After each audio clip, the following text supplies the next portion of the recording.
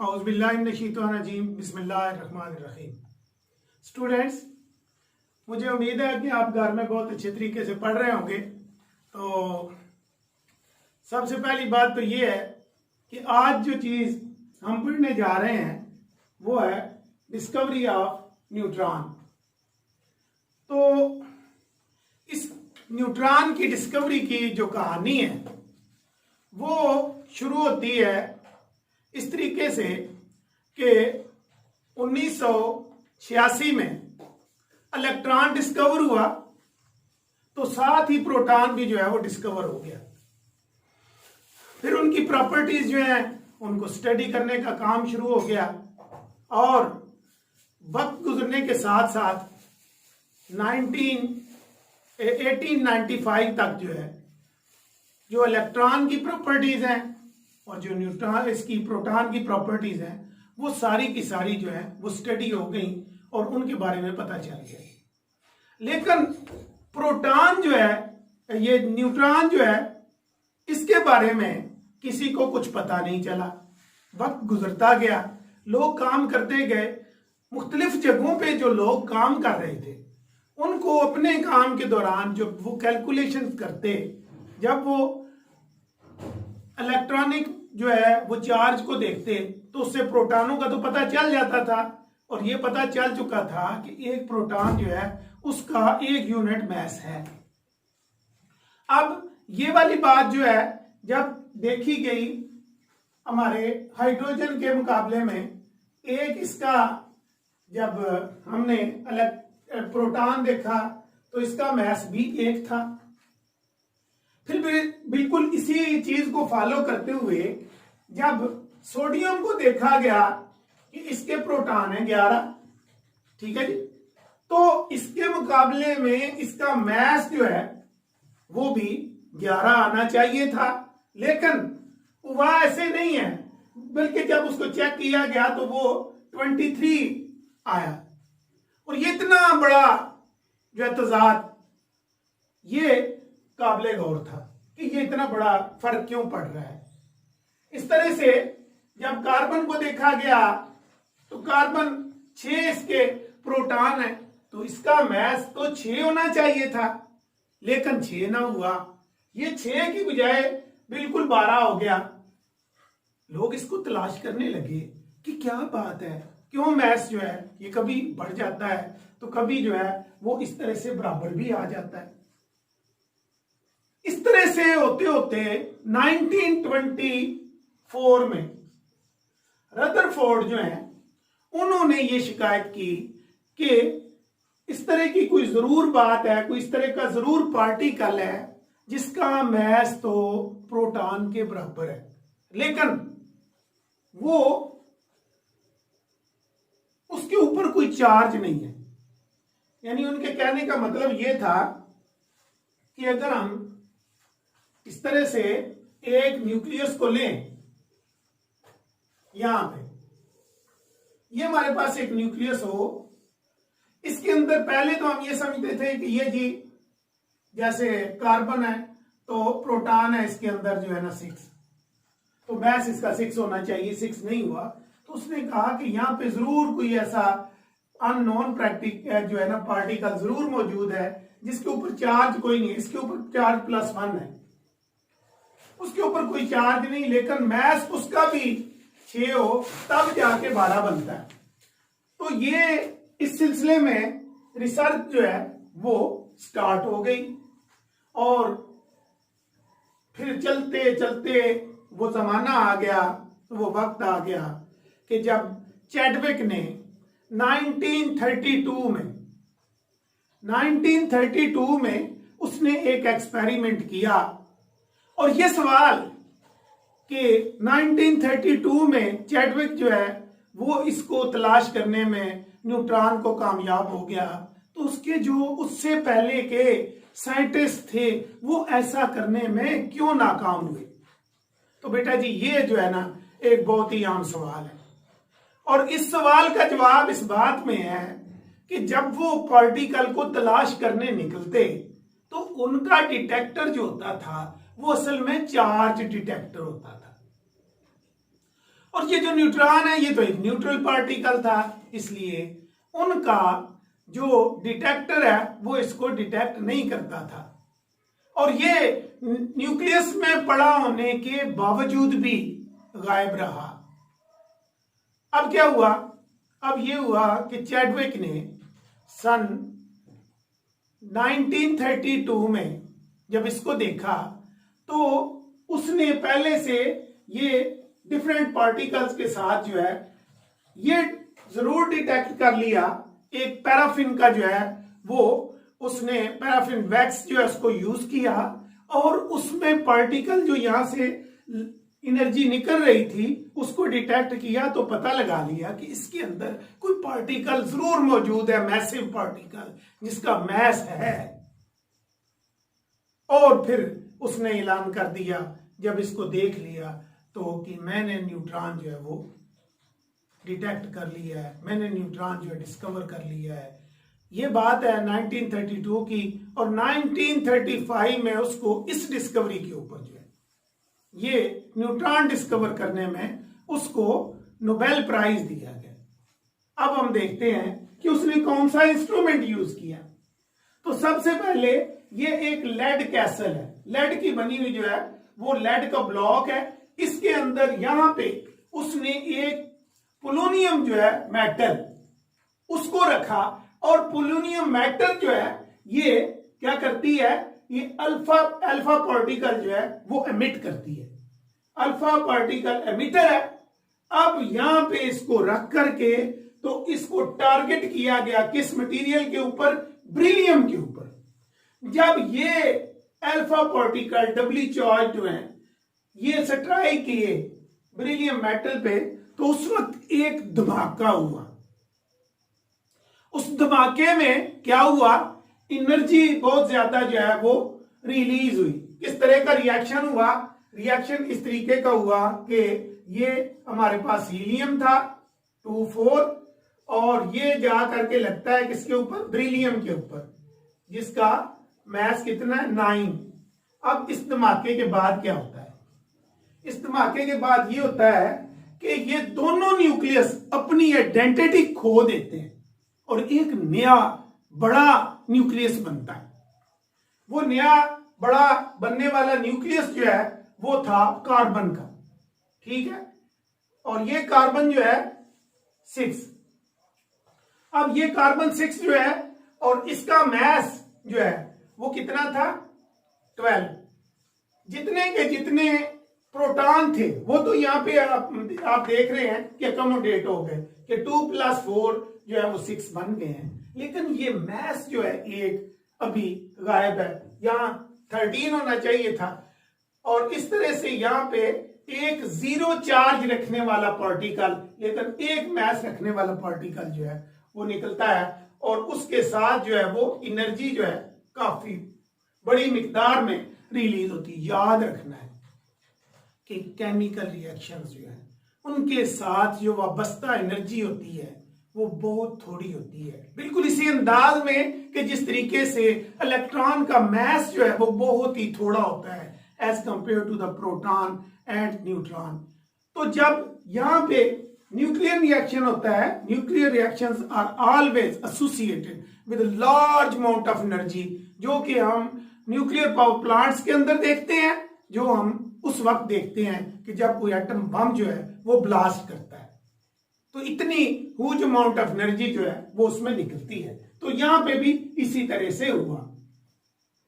अब जब ये बहुत ज्यादा एनर्जी निकली और यहां पे आगे जो पैराफिन वैक्स से जो है इसको पार्टिकल को चेक भी कर लिया गया, तो अब देखना ये था कि ये जो पार्टिकल निकला है इसके ऊपर किस तरीके का चार्ज है। तो इसके आगे यहाँ पे एक जो है चार्ज डिटेक्टर रखा हुआ था इस तरीके से कि अगर चार्ज जो है वो नेगेटिव हो तो एक साइड पे डिफ्लेक्ट करता है ये, और अगर चार्ज दूसरी तरह का हो तो दूसरी साइड पे डिफ्लेक्ट करता है। यानी पॉजिटिव जो है वो अगर राइट या हम कहते हैं क्लॉकवाइज जो है वो उसको रिफ्लेक्ट कर रहा है, डिफ्लेक्ट कर रहा है, तो जो इलेक्ट्रॉन है वो उसकी अपोजिट डायरेक्शन में क्या करेगा, डिफ्लेक्ट करेगा। और यूं ये न्यूट्रॉन हमें जो है वो मिल जाता है। ये मैंने लिख दिया है कि ये सारा ब्लॉक के अंदर ये छोटी सारी जो चीज पड़ी हुई है ये क्या है, ये पोलोनियम मेटल है जो कि अल्फा पार्टिकल्स को छोड़ रही है।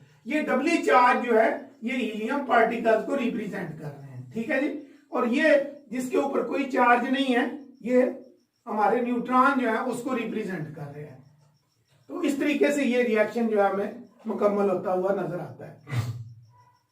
अब इस रिएक्शन के अंदर हमारे पास जो न्यूट्रॉन एमिट होता है, ये वाला न्यूट्रॉन जो है इसके ऊपर चार्ज जो है वो कोई नहीं है, मैस इसका एक है। और इसमें खूबसूरत बात क्या है, खूबसूरत बात इसमें ये है कि ये वाला न्यूट्रॉन जो है ये वजन में अगर देखें तो इलेक्ट्रॉन से तो उतना ही भारी है जैसे कि हम कहते हैं कि 1836 टाइम्स जो प्रोटॉन भारी है ऐसे, तो ये उससे थोड़ा सा और ज्यादा वजनी है। और ये आगे चल करके क्या करता है, ये वाला न्यूट्रॉन जिसका मास जो है वो एक है और चार्ज जिसके ऊपर कुछ नहीं है, ये उमिट करता है एक इलेक्ट्रॉन और खुद कन्वर्ट हो जाता है एक प्रोटॉन में जिसका इस तरह का मास होता है। और यहां पे एक जो है वो इलेक्ट्रॉन इमिट करता है, ये जिसको हम इलेक्ट्रॉन ही शो कर देते हैं। वैसे जो न्यूक्लियस के अंदर से निकलता है इलेक्ट्रॉन उसको कहते हैं बीटा पार्टिकल, ठीक है। लेकिन यहां हम इसको 1 इलेक्ट्रॉन के हिसाब से ही जो है ना वो शो करते हैं। और प्लस एक और चीज इसमें से निकलती है और इसका 0 मास और 0 जो है इसके ऊपर जो है चार्ज है और इसको कहते हैं न्यूट्रिनो। तो with the emission of a neutrino क्या होता है, हमारा एक न्यूट्रॉन जो है वो कन्वर्ट हो जाता है एक प्रोटॉन में। अब इसको अगर आगे हम देखें इसकी प्रॉपर्टीज, तो पहले हम इसको जो है थोड़ा ब्रीफ कर लेते हैं फिर से कि हुआ क्या। चैडविक ने एक लेड का ब्लॉक लिया, उसके अंदर एक पोलोनियम का सोर्स रखा, उस पोलोनियम सोर्स से जो है वो क्या हुआ, निकले हमारे अल्फा पार्टिकल्स। वो अल्फा पार्टिकल जो है जा करके उन्होंने टारगेट किया ब्रिलियम मेटल को, और ब्रिलियम जो है उसका मास था 9 और अल्फा पार्टिकल्स का 4 था। ये दोनों जो है न्यूक्लियस आपस में क्या हुए, फ्यूज हो गए, फ्यूजन का रिएक्शन हुआ। और इस फ्यूजन रिएक्शन के दौरान जो नया न्यूक्लियस निकला वो था कार्बन 12 आइसोटोप, ठीक है जी। अब एक मास जो है 1 यूनिट मास वो लेस था, इसलिए उसने एमिट किया एक तो न्यूट्रॉन और साथ उसके जो है वो ह्यूज अमाउंट ऑफ एनर्जी जो है वो भी रिलीज हो गई। अब हमने देखना है कि इस न्यूट्रॉन की क्या क्या प्रॉपर्टी है। फर्स्ट ऑफ ऑल तो वही प्रॉपर्टी कि ये एक इलेक्ट्रॉन लूज करके खुद को कन्वर्ट कर लेता है एक प्रोटॉन में और एक न्यूट्रिनो जो है इसके अंदर से निकलता है। अब हम इसकी अगर प्रॉपर्टी जो है वो डिस्कस करें तो सबसे पहले ये है कि ये न्यूट्रॉन जो है ये कैपेबल नहीं होते आयोनाइजेशन करने के। आयोनाइजेशन क्यों नहीं कर सकते, यानी अच्छे तरीके से ये बहुत बड़े आयोनाइजर नहीं बनते, इसलिए कि ना इनके ऊपर पॉजिटिव चार्ज होता है ना नेगेटिव चार्ज होता है, इसलिए जो है ये अफेक्ट नहीं करते इलेक्ट्रॉनों पे जो कि न्यूक्लियस के राउंड अबाउट में सर्कुलेट कर रहे होते हैं। तो पहली प्रॉपर्टी थी इसकी कि ये कन्वर्ट हो जाता है किसमें, एक प्रोटॉन में। दूसरी ये कि ये कैन नॉट आयोनाइज गैसेस, ठीक है जी। नंबर 3 पे अगर देखें हम तो ये है कि neutrons are highly penetrating particles. जब इनको किसी न्यूक्लियस के ऊपर टारगेट किया जाता है तो उस वक्त ये न्यूट्रॉन जो है ये बड़ी आसानी के साथ न्यूक्लियस के अंदर दाखिल हो जाते हैं। और क्या वजह है, कैसे दाखिल हो जाते हैं, इसलिए कि अगर कोई नेगेटिवली चार्ज पार्टिकल को आप जो है वो किसी एटम के अंदर दाखिल करने की कोशिश कर रहे हैं तो सबसे पहले उसके भाई जो है न्यूट्रॉन भाई बंद जो है वो उसको वहां पे इलेक्ट्रॉन जो है वो दाखिल नहीं होने देंगे, ठीक है। और अगर आप किसी पॉजिटिव स्पीशी को दाखिल करने की कोशिश कर रहे हैं एटम में तो जो उसका न्यूक्लियस है उसके अंदर जो चार्ज पॉजिटिवली प्रेजेंट है वो उनको बिल्कुल भी अंदर जाने की इजाजत नहीं देगा। अब ये स्पीशीज जो है ये तीसरी किस्म की है, ये ना इलेक्ट्रॉनों में आती है, ना आइयों में आती है, ना शीयों में आती है। तो इस तरीके से इसको ना तो इलेक्ट्रॉन जो है अपोज करते हैं और ना इसको जो है वो प्रोटॉन अपोज करते हैं। That is why neutrons are penetrating particles and they enter into the nucleus, even कि न्यूक्लियस के अंदर दाखिल हो जाते हैं। लेकिन जब ये दाखिल होते हैं तो वहां पे खलबली मचा देते हैं, फिर उस न्यूक्लियस को ये अनस्टेबल बना देते हैं। कैसे बनाते हैं इसको आगे चल के देखेंगे, लेकिन यहां पे हमने तीसरी प्रॉपर्टी जो देखी इसकी वो क्या थी, वो प्रॉपर्टी ये है कि neutrons are highly penetrating particles. Neutrons are highly penetrating particles. ठीक है जी। अब नंबर 4 पे जो इसकी प्रॉपर्टीज है वो ये है कि न्यूट्रॉन्स अगर पैराफिन के ऊपर आप टारगेट करें, न्यूट्रॉन्स को पेपर के ऊपर मारें, तो ये क्या करते हैं, ये उसके अंदर से फास्ट मूविंग प्रोटॉन्स जो हैं उसको नॉकआउट कर देते हैं, उसको निकाल देते हैं। तो ये यानी पैराफिन के अंदर से न्यूट्रॉनों को प्रोटॉन्स को निकाल लेते हैं, ये इनकी चौथी प्रॉपर्टी है। दे इजेक्ट आउट और knock out fast moving protons. और इसके बारे में हम पहले कह चुके हैं कि प्रोटॉन जो है किस किस के अंदर होंगे, जो पैराफिन के अंदर मौजूद है, जो पेपर के अंदर मौजूद है, या सेलुलोज के अंदर मौजूद है।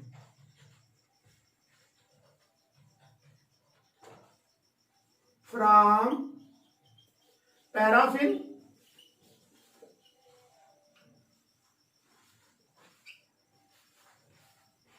Paper and cellulose. अब इसके बाद अगर आगे हम चलते हैं तो न्यूट्रॉन जो जब भी न्यूक्लियस से निकलते हैं तो उनको हम 2 मेजर कैटेगरीज में डिवाइड करते हैं। एक तो वो वाले न्यूट्रॉन्स हैं जो जिनकी एनर्जी काफी हाई होती है, उसका एनर्जी रेंज होता है कितना जी, उसका एनर्जी रेंज होता है 1.2 मिलियन या मेगा इलेक्ट्रॉन वोल्ट के बराबर। Such neutrons are known as fast neutrons. इनको हम फास्ट न्यूट्रॉन्स कहते हैं, but these neutrons are of not very useful. ये बहुत यूजफुल नहीं है। ठीक है जी।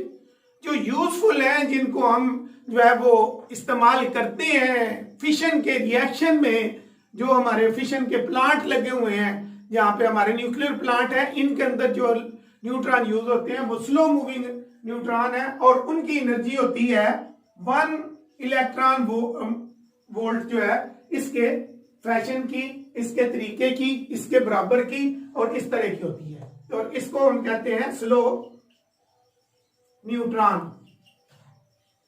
अब ये स्लो न्यूट्रॉन जो है जिनकी एनर्जी जो है इतनी कम होती है, ये मूव करते हुए जब आगे बढ़ते हैं प्रोजेक्टाइल के तौर पे जब इनको यूज किया जाता है तो कई एक रिएक्शन जो है वो वकूअ पजीर होते हैं।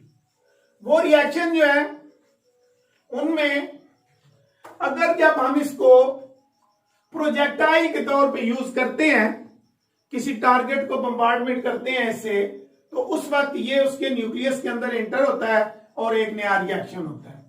व्हेन यूज्ड एज प्रोजेक्टाइल, जब प्रोजेक्टाइल के तौर पे इसको यूज करते हैं, the nuclear reactions are initiated उस वक्त न्यूक्लियर रिएक्शन होते हैं।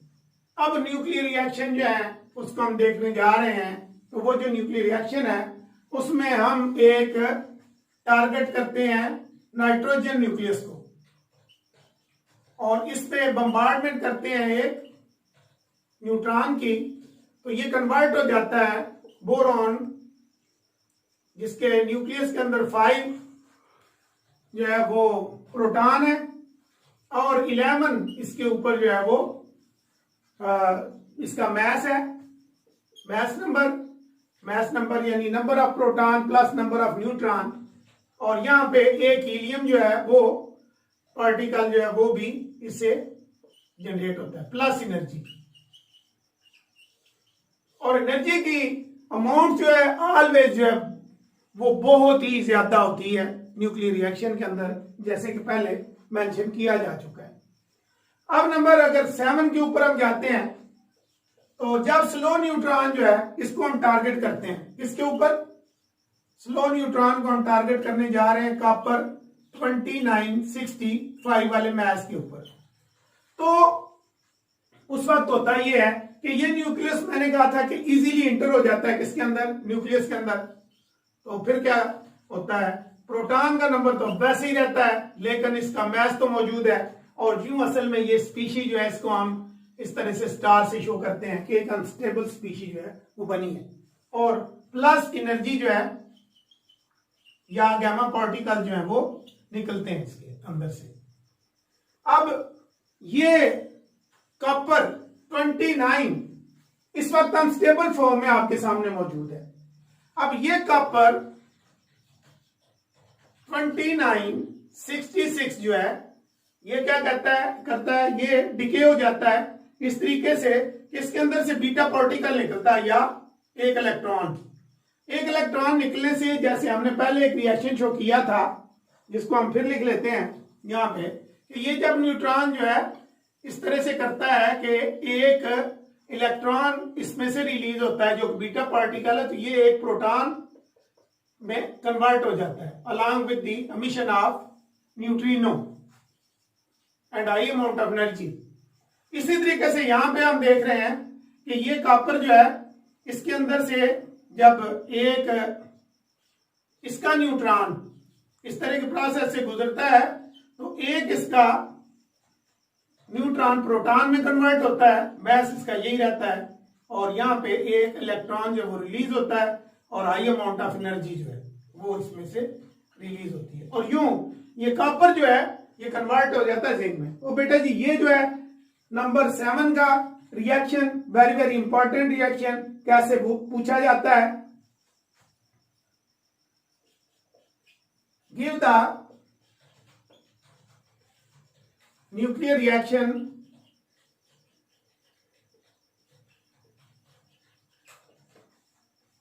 when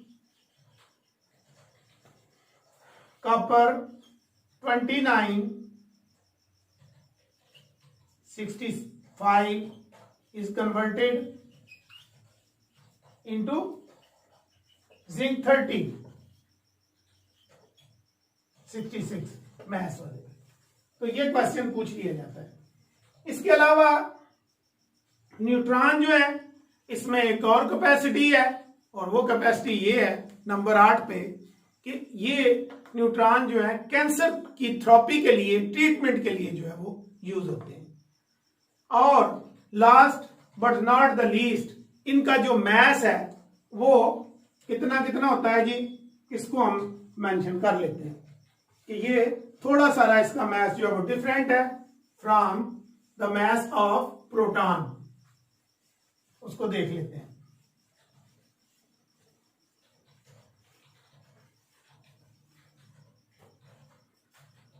इसका मैस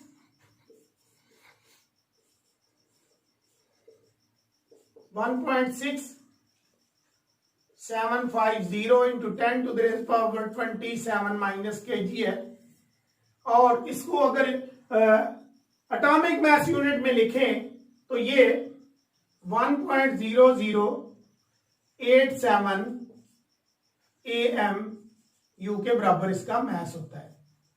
तो ये कहानी थी जी हमारी न्यूट्रॉन की डिस्कवरी की, उस जमाने से चले कि जब एटम जो है उसको इंडिविजिबल बोला जाता था, फिर इसके अंदर जो है इलेक्ट्रॉन पाया गया, फिर प्रोटॉन पाया गया, फिर हमने न्यूट्रॉन को डिस्कवर किया। तो यही बड़े पार्टिकल हैं, इन्हीं को फंडामेंटल जो है पार्टिकल बोला जाता है। तो सारे हमने डिस्कवर कर लिए हैं। मेरी दुआ है कि जो जो बातें मैंने आपसे बिल्कुल सही की हैं, अल्लाह ताला उन्हें आपके दिलों में रासख कर दे, और जो बात कोई गलत हुई है तो अल्लाह ताला जो है उसका असर आपके ज़हन से दूर कर दे और इसे आपको पढ़ने के लिए बहुत ही आसान बना दे।